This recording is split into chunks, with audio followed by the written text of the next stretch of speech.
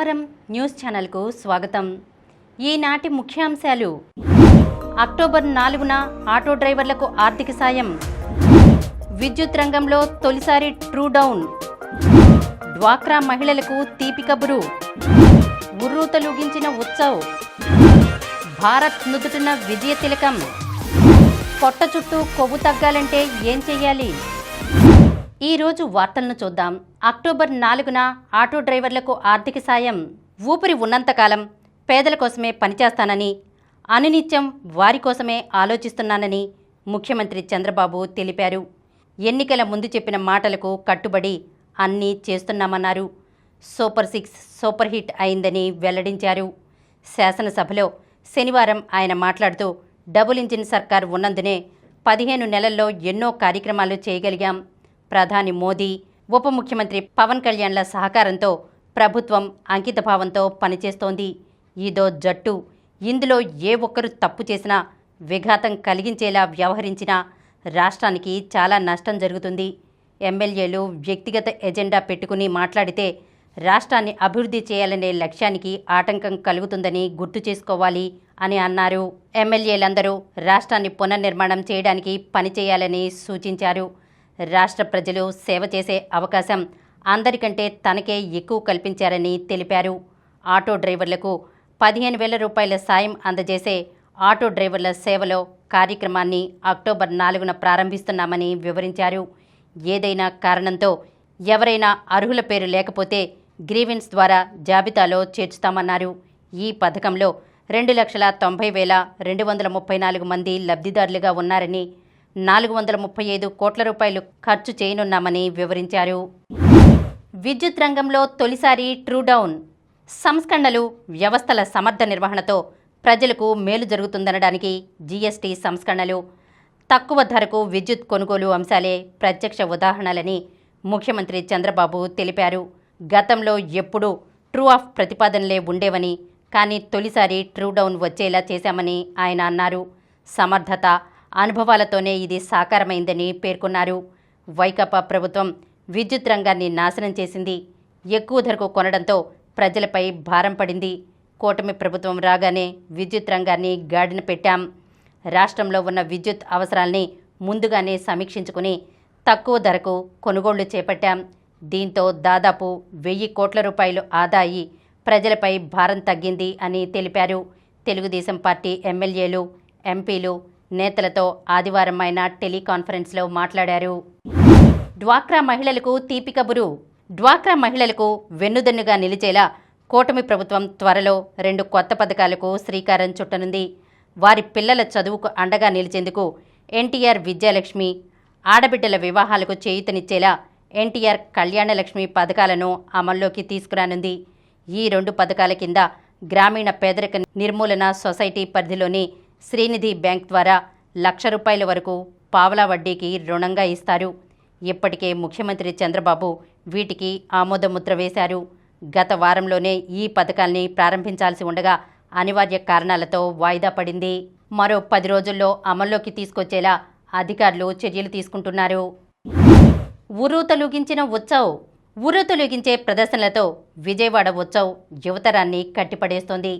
ప్రధాన వేదికలన్నీ అలా పాటలు, డ్యాన్స్ స్టెప్పులతో దద్దరిల్లిపోతున్నాయి. గొల్లపూడి ఎక్స్పో, పున్నమి ఘాట్, తుమ్మలపల్లి కళాక్షేత్రం, ఘంటసాల సంగీత కళాశాలలు ప్రేక్షకులతో నిండిపోయాయి. గొల్లపూడిలో ప్రముఖ గాయకుడు రామ్ మిరియాల పాటలతో ఆకట్టుకున్నారు. జానపద గీతాలు, మ్యూజిక్, హాస్య ప్రదర్శనలు, డప్పు కళాకారుల విన్యాసాలు అలరించాయి. ఆదివారం ఉత్సవ్కు అతిథిగా హాజరైన డిఆర్డీఓ మాజీ చైర్మన్, ఏపీ విమానయాన, రక్షణ రంగాల గౌరవ సలహాదారు సతీష్ రెడ్డి మాట్లాడుతూ, ఈ వేడుకలతో అనేక కళలు, సంస్కృతులు, సంప్రదాయాలకు జీవం పోస్తున్నారన్నారు. మరో అతిథి తెలుగుదేశం పార్టీ రాష్ట్ర అధ్యక్షుడు పల్లా శ్రీనివాసరావు మాట్లాడుతూ, విజయవాడ ఉత్సవ్ తరహాలోనే విశాఖ, గండికోట ఉత్సవాల నిర్వహణకు కూటమి సర్కారు కృషి చేస్తోందన్నారు. కార్యక్రమంలో ఎంపీ కేశినేని శివనాథ్, కాలుష్య నియంత్రణ మండలి chairman Krishnaiah, Swachhandhra corporation chairman Pattabhi, Madiga corporation chairperson Undavalli Sridevi తదితరులు పాల్గొన్నారు. భారత్ నుదుటిన విజయ తిలకం. కొంచెం తడబడ్డా, కొంచెం కష్టపడ్డా మళ్ళీ మనదే పైచెయ్యి. పక్షం రోజుల వ్యవధిలో చిరకాల ప్రత్యర్థి పాకిస్తాన్ను మూడోసారి మట్టి కరిపించిన టీమిండియా ఆసియా కప్ విజేతగా నిలిచింది. ఉత్కంఠభరిత పోరులో తెలుగు కుర్రాడు తిలక్ వర్మ భారత్ హీరో. ప్రతికూల పరిస్థితుల్లో అతడు చిరస్మరణీయ ఇన్నింగ్స్తో జట్టును గెలిపించాడు. స్వల్ప లక్ష్య ఛేదనలో 20కే 3 వికెట్లు చేజారినప్పుడు, పరుగుల రాక కష్టమవుతున్నప్పుడు, ఒత్తిడి తీవ్రమవుతున్నప్పుడు తిలక్ వర్మ 53 బంతుల్లో 69 నాటౌట్. పోరాడిన తీరు అద్భుతం. అంత ఒత్తిడిలోనూ చక్కని షాట్లు ఆడుతూ సాధించాల్సిన రన్ రేట్ మరీ పెరిగిపోకుండా చూస్తూ మిగతా బ్యాటర్ల నుంచి అందిన కాస్త సహకారంతోనే తిలక్ టీమిండియాను విజయపథంలో నడిపించాడు. అతడి సాధికారిక ఇన్నింగ్స్ చాలా రోజులు గుర్తుండిపోతుంది. బంతితో కుల్దీప్ యాదవ్ కూడా భారత్ విజయంలో కీలక పాత్ర పోషించాడు. టీమిండియా 9వ ఆసియా కప్ను గెలుచుకుంది. తిలక్ వర్మ అద్భుతంగా పోరాడడంతో ఆదివారం ఉత్కంఠభరితంగా సాగిన ఫైనల్లో 5 వికెట్ల తేడాతో పాకిస్తాన్ను ఓడించింది. కుల్దీప్, అక్షర్ పటేల్, వరుణ్ చక్రవర్తి మాయ చేయడంతో భారత్ మొదట పాకిస్తాన్ను 19.1 ఓవర్లలో 146 పరుగులకు ఆలౌట్ చేసింది. ఓపెనర్లు ఫర్హాన్, ఫఖర్ జమాన్ రాణించారు. తిలక్తో పాటు శివం దూబే రాణించడంతో లక్ష్యాన్ని భారత్ 19.4 ఓవర్లలో 5 వికెట్లు కోల్పోయి ఛేదించింది. పొట్ట చుట్టూ కొవ్వు తగ్గాలంటే ఏం చెయ్యాలి? పొట్ట చుట్టూ కడుపులోని అవయవాలపై పేరుకునే కొవ్వును విసరల్ ఫ్యాట్ అంటారు. చర్మం కింద పేరుకునే కొవ్వును సబ్క్యూటేనియస్ ఫ్యాట్ అంటారు. విసరల్ ఫ్యాట్ అధికంగా ఉంటే జీవనశైలి వ్యాధులు వస్తాయి.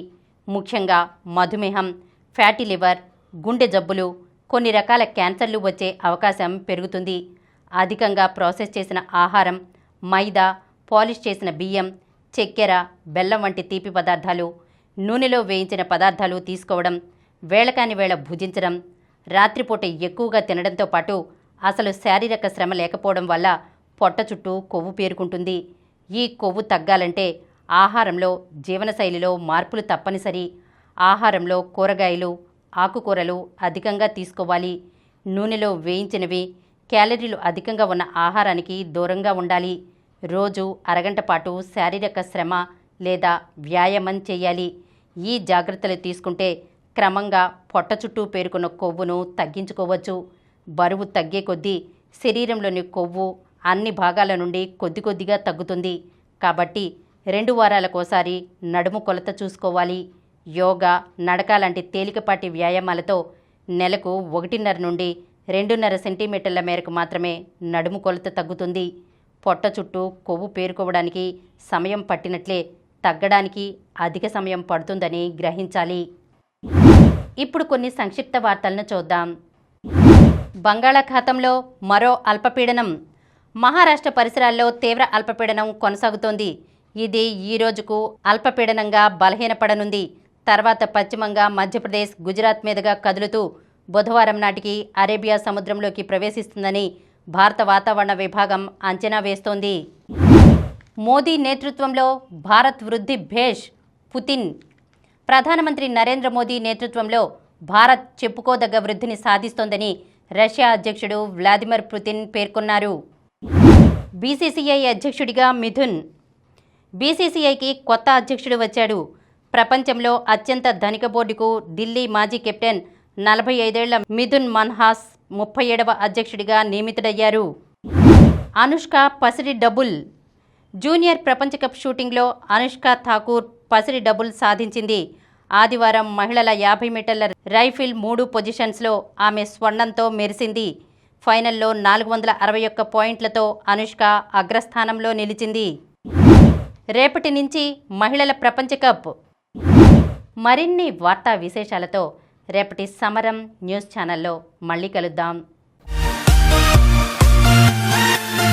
ప్రతిరోజు వార్తా విశేషాల కోసం అనతి కాలంలోనే 20 కోట్లకు పైగా వ్యూస్ సాధించిన సమరం ఛానల్ సమర్పించు సమరం న్యూస్ ఛానల్కు సబ్స్క్రైబ్ చేయండి, లైక్ చేయండి, మీ ఫ్రెండ్స్కి షేర్ చేయండి. అలాగే ప్రక్కనున్న గంట సింబల్ని ప్రెస్ చేయడం మర్చిపోకండి.